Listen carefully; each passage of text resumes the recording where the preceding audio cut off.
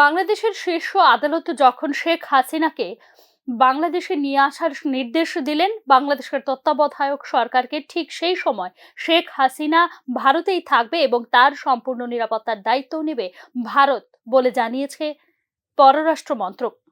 বাংলাদেশের সাবেক প্রধানমন্ত্রী শেখ হাসিনা এখনো ভারতেই রয়েছেন বলেও জানিয়েছে দেশের পররাষ্ট্র মন্ত্রণালয়। এক সংক্ষিপ্ত নোটিশে তিনি ভারতে আছেন ও তিনি এখানেই থাকবেন বলে শেখ হাসিনার থাকার বিষয়ে স্পষ্টীকরণ দিয়েছে ভারতের পররাষ্ট্র মন্ত্রণালয়।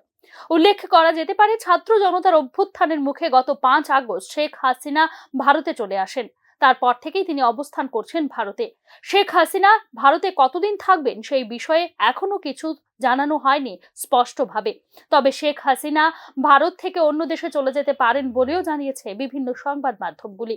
অল্প সময়ের নোটিশে তিনি ভারতে আসার অনুমোদন চেয়েছিলেন বলে শেখ হাসিনা দিল্লিতে পৌঁছানোর একদিন পরে জানিয়েছিলেন ভারতের পররাষ্ট্রমন্ত্রী এস জয়শঙ্কর। এদিকে বৈষম্য বিরোধী ছাত্র জনতার আন্দোলন চলাকালে গত জুলাই আগস্টের গণহত্যার মামলায় সাবেক প্রধানমন্ত্রী হাসিনার বিরুদ্ধে গ্রেফতারি পরোয়ানা জারি করেছে আন্তর্জাতিক অপরাধ ট্রাইব্যুনাল।